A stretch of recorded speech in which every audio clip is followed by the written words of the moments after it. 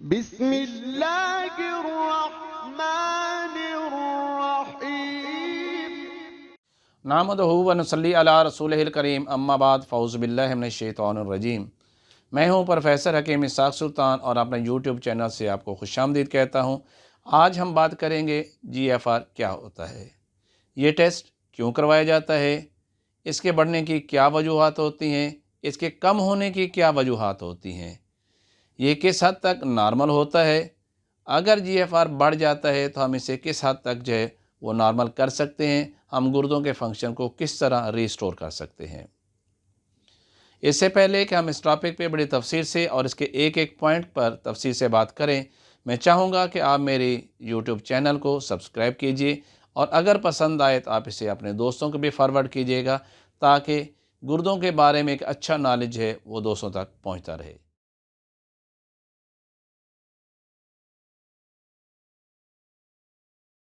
तो आते हैं अपने टॉपिक की तरफ।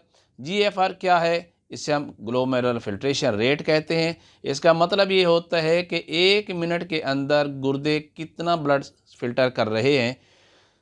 हमारे गुर्दों को और पूरे जिस्म को जो खून सप्लाई होता है वो दिल की तरफ से होता है और दिल 1 मिनट के अंदर 5 लीटर ब्लड जो है वो पूरे जिस्म को ब्लड सप्लाई करता है और उसका 20% जो है वो गुर्दों को सप्लाई होता है, यानी 1 लीटर सप्लाई ब्लड जो है वो 1 मिनट में गुर्दों को सप्लाई होता है और गुर्दे 1 मिनट के अंदर 120 ml ब्लड जो है वो फिल्टर करते हैं। इसका मतलब ये होता है कि एक दिन यानी 24 घंटे के अंदर गुर्दे 180 लीटर ब्लड जो है वो फिल्टर करते हैं और इसमें से 99% जो है वो जो गुर्दे फिल्टर कर रहे थे वो मवाद ट्यूब्यूल्स जो हैं यानी गुर्दे के नेफ्रॉन जो हैं उनमें जज़ब हो जाता है। सिर्फ 1% जो है वो पेशाब की सूरत में खारिज होता है, यानी एक दिन के अंदर हमारा गुर्दे जो 1.800 ml जो है वो यूरिन एक्सक्रीट करते हैं।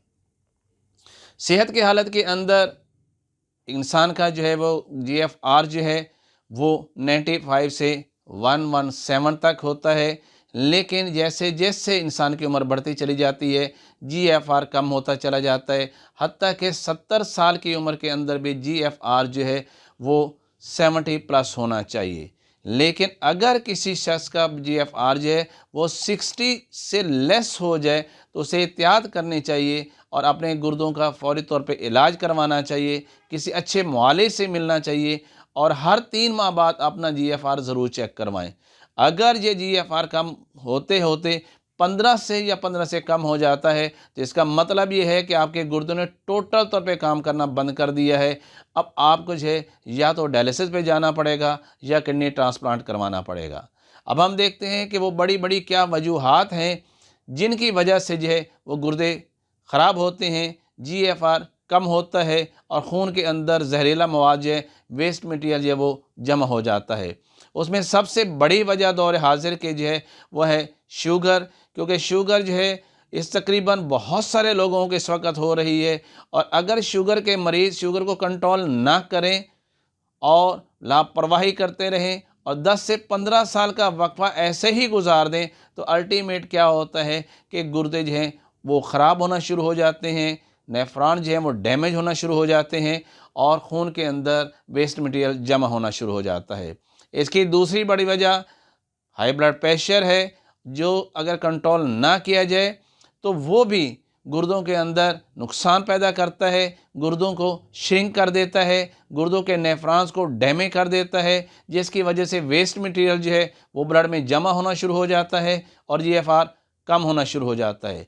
वो लोग जो बहुत ज़्यादा शौकीन हैं सेल्फ मेडिकेशन के और ख़ास तौर पर पेन किलर्स अद्वियात के इस्तेमाल करने के, उनको अपने जो है ये अद्वियात महंगी पड़ती हैं, क्योंकि पेन किलर अद्वियात जो है वो अल्टीमेट जो है गुर्दे में इन्फेक्शन पैदा कर देती हैं, जिसके नतीजे के तौर पर जो है मरीज़ के गुर्दे ख़राब हो जाते हैं। इसके अलावा जोड़ों का दर्द और ऐसी ऑटो इम्यून डिजीज़, जोड़ों के दर्द से मेरी मुराद RA फैक्टर या गंठिया है, जो दरअसल इम्यूनल डिसऑर्डर की वजह से होता है। जब किसी शख्स को ऐसी अमराज होती हैं जो इम्यूनल डिसऑर्डर की वजह से होती हैं तो ये इम्यूनल डिसऑर्डर की वजह से गुर्दे भी ख़राब हो जाते हैं। तो ऐसे लोगों को बहुत अर्ली स्टेज के ऊपर अपनी इस बीमारी को कंट्रोल करना चाहिए, वरना ये भी जो इम्यून डिसऑर्डर जो है वो गुर्दों को भी ख़राब कर देता है। इसके अलावा वो लोग जिनके गुर्दों में बार बार पथरी बनती है और वो इसका इलाज नहीं करवाते, तो ये पथरियाँ भी गुर्दे से पेशाब खारिज होने को रोक देती हैं, क्योंकि ये गुर्दे की नाली के अंदर आके गुर्दे के जो पेशाब होते हैं उसको खारिज होने से रोक देती हैं। ये पेल्वस के अंदर आ जाती हैं किडनी के, और इस तरह पेशाब एक्सक्रीट नहीं होता तो वो गुर्दों की झिल्लियों में भी जमा होता है और वेस्ट मटेरियल जो है वो ब्लड में जमा होना शुरू हो जाता है। ऐसे मरीज़ों को हाइड्रोनेफ्रोसिस का मर्ज़ हो जाता है, जो अल्टीमेट जो है वो नेफ्रॉन्स को डैमेज करता है, जिसकी वजह से गुर्दे जो हैं वो जहरीला मवाद और वेस्ट मटेरियल जिस्म से खारिज नहीं कर पाते और GFR कम होना शुरू हो जाता है। इसके अलावा वो लोग जिनमें किसी बीमारी की वजह से पॉलीसिस्टिक किडनी पैदा हो जाते हैं, अगर वो अर्ली स्टेज पे इसके इलाज कर लें तो किसी जो गुर्दे बच जाते हैं, वरना यही पॉलीसिस्टिक किडनी जो है इसकी वजह से नेफ्रॉन्स डैमेज हो जाते हैं और मरीज़ के गुर्दे का GFR जो है वो बहुत ही कम हो जाता है। अब हम देखते हैं कि वो क्या अलामात हैं जिनको देखने के बाद एक मुआलिज है मरीज़ को कहता है आप अपना GFR ज़रूर चेक करवाइए।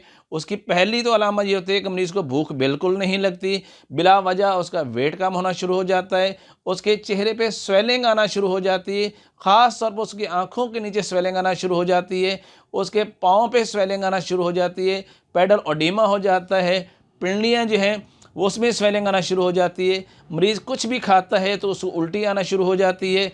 ऐसे मरीज़ जो हैं इनमें खून की शदीद कमी होना शुरू हो जाती है, बहुत ज़्यादा नकाहत होती है, थोड़ा सा चलते हैं तो ये थक जाते हैं, इन मरीज़ों का सांस फूलना शुरू हो जाता है। जब इस तरह की अलामात आएँ और ख़ास तौर पर जो बड़ी अलामत है, अगर मरीज़ के पेशाब पे बहुत ज़्यादा झाग आने शुरू आ रही है, तो इन सारी अलामात को देखते हुए और फिर अगर मुआलिज जो है वो मरीज़ का यूरिन कंप्लीट टेस्ट करवा ले और RFT चेक करवा ले, और तो उसके अंदर भी हमें पता चल जाता है कि मरीज़ के गुर्दे ख़राब हो रहे हैं।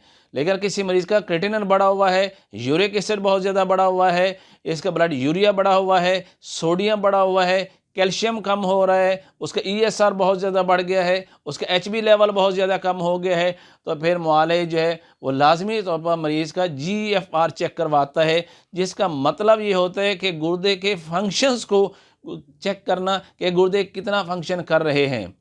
अगर इन अलामात को सामने रख कर हम मरीज़ का GFR चेक करवाते हैं तो लाजमी तौर पर ऐसे मरीज़ों का GFR जो है वो कम होता है।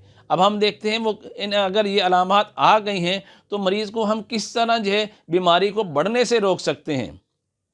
तो जैसे मैंने पहले बताया कि गुर्दे ख़राब होने की सबसे बड़ी वजह शुगर होती है। अगर कोई मरीज़ अपनी शुगर को कंट्रोल करे, खाना खाने से पहले शुगर 80 mg/dl और खाना खाने के बाद 120 mg/dl रहे, तो ऐसे मरीज़ के गुर्दे कभी भी ख़राब नहीं होते। इसी तरह अगर किसी मरीज़ का ब्लड प्रेशर जो है 120 mm ऑफ मरकरी और नीचे वाला जो है वो 80 mm ऑफ मरकरी रहे, तो फिर ऐसे मरीज़ के गुर्दे ख़राब नहीं होते। लेकिन अगर किसी मरीज़ का ब्लड प्रेशर मुसलसल बढ़ता जा रहा है और कंट्रोल नहीं कर रहे, तो लाजमी तौर पर इस मरीज़ के गुर्दे ख़राब हो जाते हैं। इसके अलावा वो लोग जो सेल्फ मेडिकेशन करते हैं, लाजमी तौर पर उनको अपनी मेडिसिन को बंद कर देना चाहिए, क्योंकि यही जो अद्वियात हैं उनके गुर्दे ख़राब कर रही होते हैं। इसके अलावा वो लोग जिनको बार बार पथरियाँ बन रही हैं, उनको अपनी डाइट को कंट्रोल करना चाहिए, अपने मुआले से रजू करना चाहिए, पथरियों को खारिज करने का इंतज़ाम करना चाहिए और ऐसी अद्वियात पे अमल करना चाहिए जिसके नतीजे के तौर पर पथरियाँ नहीं बनती। ऐसी ख़िज़ाओं को तरक कर देना चाहिए जिसके नतीजे के तौर पर पथरियाँ बन रही होती हैं। अब हम देखते हैं कि ये तो वो चीज़ें थी जो असल वजह थी इनकी, जिसकी वजह से गुर्दे ख़राब हुए थे। अब हम मरीज़ की हेल्प क्या कर सकते हैं कि मरीज़ इसको एक तो ये चीज़ें वो ठीक कर ले, तो हम उसको क्या ऐसी ग़िज़ाएँ दें, ऐसी क्या दवाएँ दें कि उसके गुर्दे का जो फंक्शन वो नॉर्मल हो जाए, वेस्ट मटीरियल जिसमें से खारिज होना शुरू हो जाए और मरीज़ का GFR जो है वो बढ़ना शुरू हो जाए। जिस वक्त हम मरीज़ का इलाज कर रहे होते हैं, अगर मरीज़ का जो है वो क्रिएटिनिन कम हो रहा होता है, ब्लड यूरिया कम हो रहा होता है, तो इसका मतलब ये होता है कि ऐसे मरीज़ है उसका GFR जो मुझे बढ़ता जा रहा है। लेकिन अगर मरीज़ का क्रिएटिनिन बढ़ रहा है, ब्लड यूरिया बढ़ रहा है, तो इसका मतलब ये होता है कि मरीज़ का GFR कम होता जा रहा है। तो हमने एक इसके अलावा वो मरीज़ जो बहुत शौकीन होते हैं नमक खाने के, उन्हें भी लाजमी तौर पर नमक को बंद करना पड़ेगा, क्योंकि सोडियम जिस्म में वाटर रिटेंशन करता है और सोडियम अल्टीमेट गुर्दों को ख़राब कर देता है। अब हम देखते हैं कि मरीज़ को खाने के लिए हम क्या दें।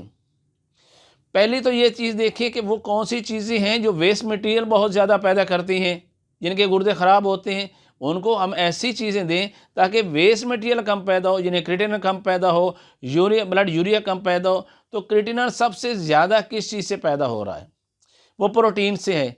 अगर कोई मरीज़ हाई प्रोटीन डाइट लेता जा रहा है और साथ ही साथ गुर्दों का हम उसका इलाज भी कर रहे हैं, तो वो मरीज़ कभी भी ठीक नहीं होता, क्योंकि प्रोटीन अल्टीमेटरी तौर पे जो वो क्रिएटिनिन में कन्वर्ट होता है, सीरम क्रिएटिनिन में कन्वर्ट होता है। अगर गुर्दे पहले ही ख़राब हैं और हाई प्रोटीन डाइट प्रोटीन ली जा रही है, जिसमें ख़ास तौर पर गोश्त है, बड़ा गोश्त है, छोटा गोश्त है, मछली है, मुर्गी है, मक्खन है, मलाई है, तो ये सारी जो चीज़ें जो एनिमल फूड्स हैं, इससे प्रोटीन जो सोर्स होती हैं और इसके नतीजे के तौर पर मरीज उसका क्रिएटिनिन बढ़ेगा। जब क्रिएटिनिन बढ़ेगा तो गुर्दों पे ज़्यादा जोर पड़ेगा, उसको ज़्यादा काम करने पड़ेंगे। वो पहले ही बीमार है तो उसका GFR मज़ीद कम हो जाएगा। तो फिर मरीज़ को हमने ताकत भी देनी है। अगर मरीज़ बहुत ज़्यादा कमज़ोर है, अगर मरीज़ तो मोटा ताज़ा है, तो फिर कुछ अर्से के लिए हम उसको प्रोटीन फ्री डाइट दे दें। लेकिन अगर वो है ही कमज़ोर, पहले ही उसका वेट बहुत ज़्यादा कम है, तो फिर हमारे पास ऐसी ग़िज़ाएँ हैं जिनके अंदर प्रोटीन मौजूद है। अगर हम वो मरीज़ को दें तो उसका क्रिएटिनिन नहीं बढ़ता, क्योंकि वो सारी की सारी प्रोटीन जिस्म में जज़ब हो जाती है, जिस्म को क़ुव्वत और ताकत देती है। उसमें एक तो है अंडे की सफ़ेदी और दूसरा है दाल मूंग की। अगर ये मरीज़ को हम दे दें तो इससे प्रोटीन लेवल भी मरीज़ का पूरा रहेगा और क्रिएटिनिन लेवल भी नहीं बढ़ेगा। खाने के अंदर, सब्जियों के अंदर पालक, साग, मेथी टोटल तौर पे बंद कर देनी चाहिए, क्योंकि इससे भी गुर्दों को काफ़ी ज़्यादा नुकसान पहुंचता है। तो फिर चंद सब्जियां हैं जो मैं आपको बता देता हूं, वो आप इस मरीज़ को खिलाइएगा। इससे इंशाल्लाह उसका जो वेस्ट मटेरियल है वो कम से कम बनेगा। गुर्दे के नेफ्रॉन जो हैं वो बेहतर तौर पे काम करना शुरू कर देंगे, उसकी सोजिश कम होती चली जाएगी और उसमें जो है मरीज़ दिन ब दिन बेहतर होता चला जाएगा। इसमें टिंडे, गाजर, मूली, शलजम, घिया तोरी, ये ऐसी सब्जियां हैं जिनमें ना तो ब्लड यूरिया बढ़ता है, ना क्रिएटिनिन बढ़ता है, बल्कि ये चीज़ें जो हैं वो गुर्दों की सोजिश को उतार देती हैं। इसके अलावा खाने में मरीज़ को फलों का ज़्यादा इस्तेमाल करवाना चाहिए, जिसमें तरबूज का इस्तेमाल बेहतर है, उसमें खरबूजे का इस्तेमाल बेहतर है, पपीते का इस्तेमाल करवा सकते हैं, मौसमी इस्तेमाल करवा सकते हैं, सफ़ेद अनार इस्तेमाल कर सकते हैं।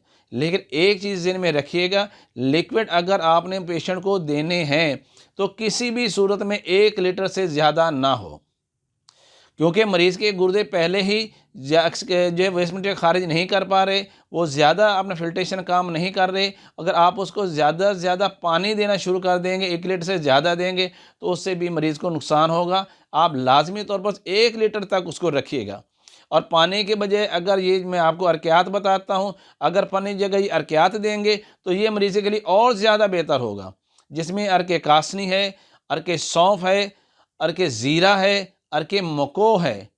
ये चारों अर्कियात अगर बराबर वज़न में लेके मिला लिए जाएँ और फिर उनको 1-1 लीटर बोतल जो है उसमें भर लिया जाए और पूरे दिन में 1 लीटर इन चारों अर्कियात के मुरक्कब को इस्तेमाल करवाया जाए, तो इससे भी गुर्दों की सोजिश उतर जाती है और मरीज़ का GFR जो वो बेहतर हो जाता है। अगर आप बनी बनाई अद्वियात इस्तेमाल करवाना चाहते हैं तो शुगर के पेशेंट नहीं है, हाई ब्लड प्रेशर की वजह से उनके गुर्दे ख़राब हुए हैं, वो जवारिश ज़रौनी का इस्तेमाल कर सकते हैं और इसके साथ शरबत बजूरी का इस्तेमाल करें। ये दोनों चीज़ें इनके गुर्दे के फेल को बेहतर करेंगे, इनके GFR को इम्प्रूव करेंगी और इनका जो है वेस्ट मटीरियल जिसम से खारिज होना शुरू हो जाएगा।